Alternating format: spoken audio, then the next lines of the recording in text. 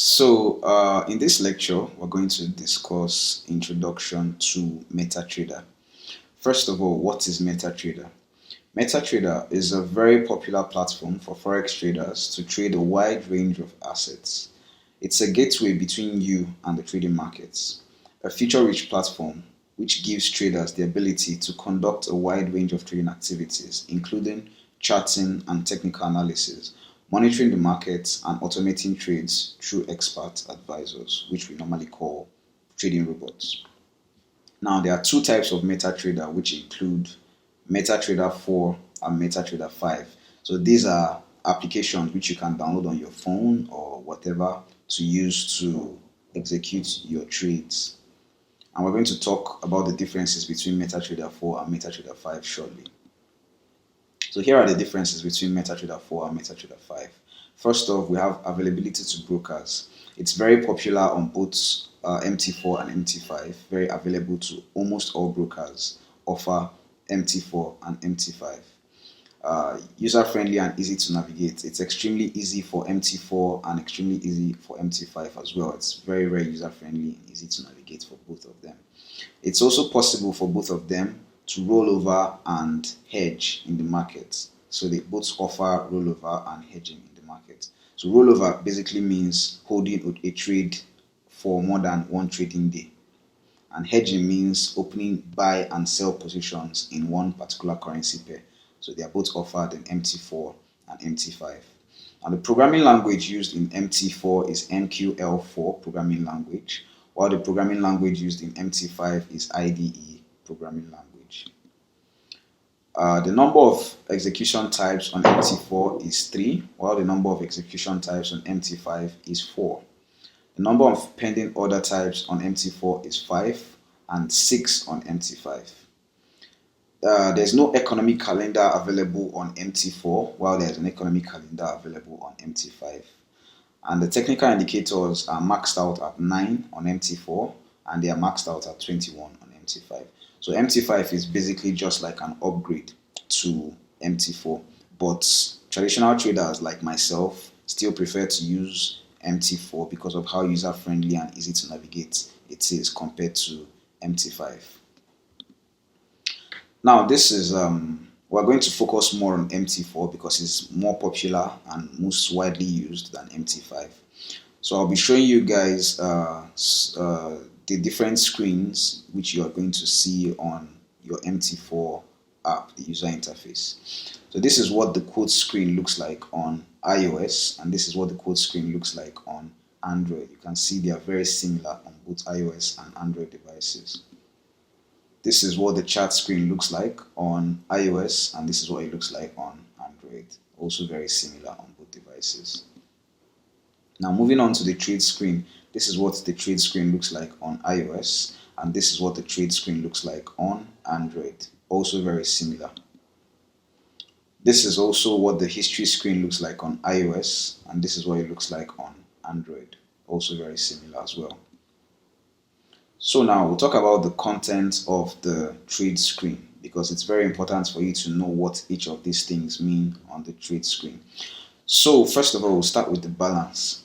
So the balance is the amount of money in a trading account which is available for trading. So basically the amount of money you deposit in your trading account for trading constitutes your balance. Then the equity is the sum of a trading account balance and all its floating open positions. The floating open positions are either in profits or losses. So I'll give a clearer explanation of what equity means. So equity basically is calculated by adding or subtracting the value of the open positions, whether in profit or loss, from your balance. So let's say your balance is $10,000 as shown on the screen here, and you have a running trade in profit of $1,000. And the equity is going to be the $10,000 balance plus $1,000 profits, which is $11,000 is your equity. And it continues to change as the profit changes as well. The equity only becomes the balance when a position is closed in profit or in loss. Now, another example is if you have a balance of $10,000 and you're in a floating position of a losing position of minus $1,000.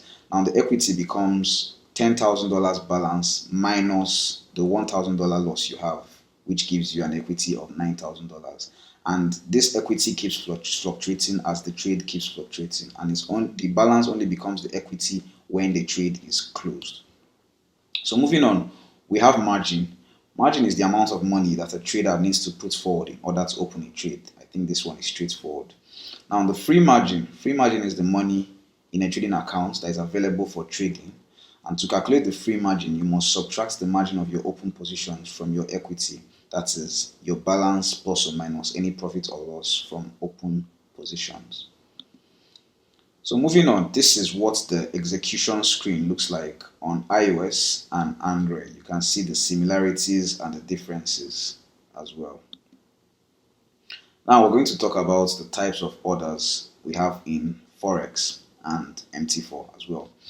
So orders in Forex are of two types. First, you have the market order, which is an order instantly executed against a price that your broker has approved. So the market order is whenever you take a buy or sell position at the current market price, you've executed a market order. Then you have the pending or limit order as well, which is an order to be executed at a later time at the price you specify. So let's say you're not on your charts or you're not very available on the charts, but you want to take a trade at a certain price. You can set pending or limit orders at that certain price. So whenever the market goes to that point, it triggers you in for the order which you specified. So pending or limit orders include, first you have the buy limit, secondly you have the sell limit, thirdly you have the buy stop, and lastly you have the sell stop. And we're going to talk about this in detail shortly. We're going to talk about buy and sell limit now. So the buy limit is an order to buy below the current market price. And the sell limit order is an order to sell above the current market price. So using this illustration, I would like to explain what I mean. So let's say this blue dot is the current market price and you don't want to buy at this point. You feel that price is going to go a bit lower before going higher, making higher prices. You could set a buy limit order so that whenever price goes below current market price and taps your buy limit order, the broker triggers you in for a buy position, and then prices can now start to go higher. The opposite is the case for the sell limit. So let's say this blue dot is your current market price and you don't want to sell at this point. You feel price still has room to go upwards before it starts selling. You could set a sell limit order. So whenever price goes upwards and taps your sell limit order, the broker initiates or triggers you into a sell position, and then you can take prices to the downside and make your money. Now moving on, we'll talk about buy and sell stops. So buy stop order is an order to buy at a price above the market price, and it is triggered when the market price touches or goes through your buy stop price. On the other hand, a sell stop order is an order to sell at a price below the market price, and it is triggered when the market price touches or goes through the sell stop price. So using this illustration, I'll explain once more. So let's take this blue dot here to be the current market price, and you don't want to buy at this point. You're not sure, you're kind of unsure whether price is going to go higher and make higher prices. So you want to see the bullish momentum kick in first before you take a buy position, and you're not readily available on your charts at that point. You could set a buy stop order. So when price starts to move upwards, it triggers you into the trade for a buy position, and then it can keep going upwards and you make your money. The opposite is the case for a sell stop order. So if this is the current market price, this blue dot, and you do not want to sell, you want to wait for the selling momentum to kick in first before you take the trade, you could set a sell stop order. So whenever price starts to go down and taps your sell stop order, the broker triggers you in for a sell trade, and then you can ride prices to the downside and make your money. With that being said, we have come to the end of this lecture on Introduction to MetaTrader. Hope to see you in the next one.